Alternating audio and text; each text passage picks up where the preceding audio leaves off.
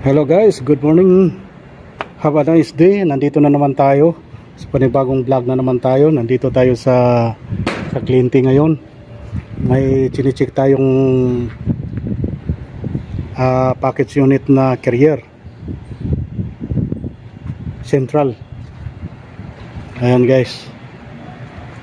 Ayan, ang problema nito guys, wala siyang pressure, wala siyang preyon. Zero, totally zero. So ngayon naghahanap kami ng leak.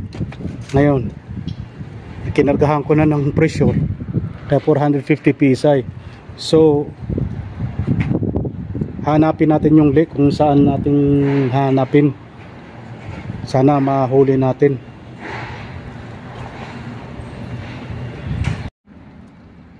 So naghahanap kami dito sa mga fitting. May mahanap kami. Uy, dito oh. So may bubble siya.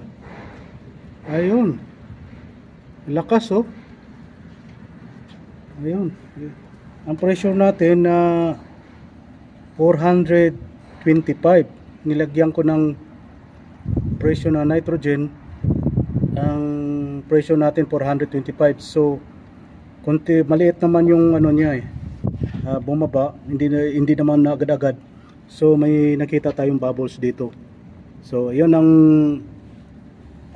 epektibo talaga na mag-check ng leak. Kailangan sabon. You put again. You put again. You put again. And you will open this one. So open this one. Open. Where is yes. Adjustable. Can open? Oh, can you open that one? Oh. Yeah. So we check what something why coming bubbles.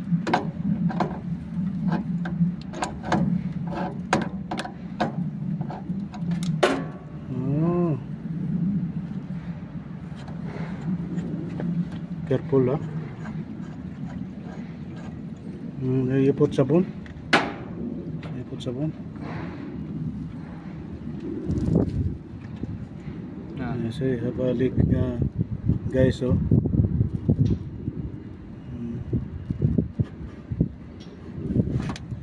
Dapat i-cancel na dapat natin to. May ano, nilagyan na nga ng ano to oh. Nilagyan ng teflon. Dapat i-cancel na lang natin to. Yun ang gagawin natin para hindi na maulit-uli. Yun ang gagawin natin. Alisin. No, alisin. No, because this one have a see? Corroded. Put sabon there. Put sabon. Okay.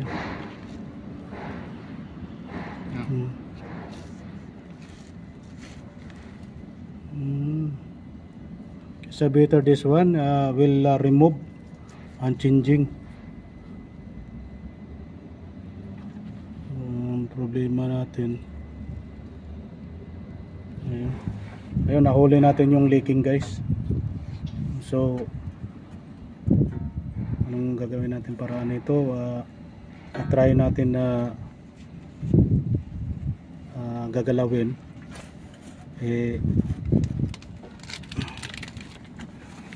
So guys, wala na yung ano guys, wala na yung leaking. Ngayon nilagyan na lang natin ng ano dito.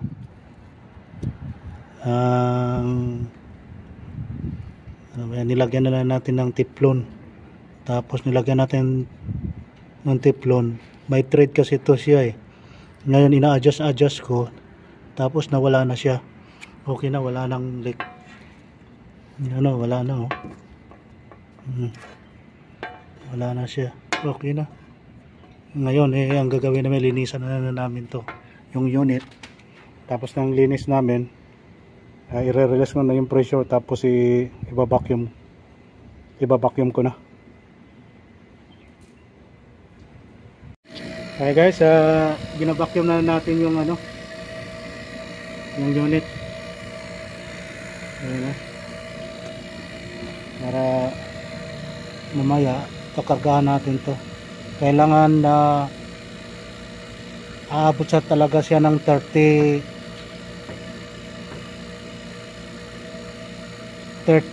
HG dapat full vacuum. Yun ang gagawin natin. So hintayin lang tayo ng ilang minuto.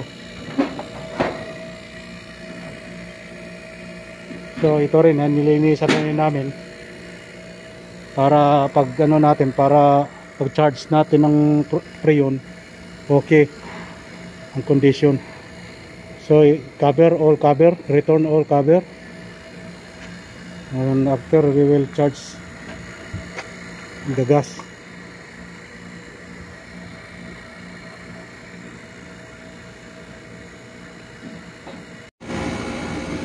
Guys, ay gumana na. Ayan na yung pirahin natin, no?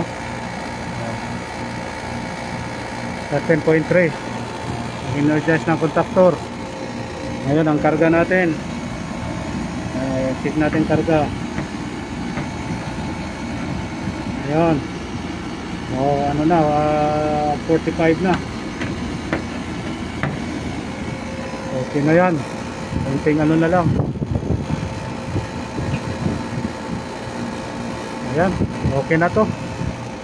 So guys, maraming salamat. Thank you for watching.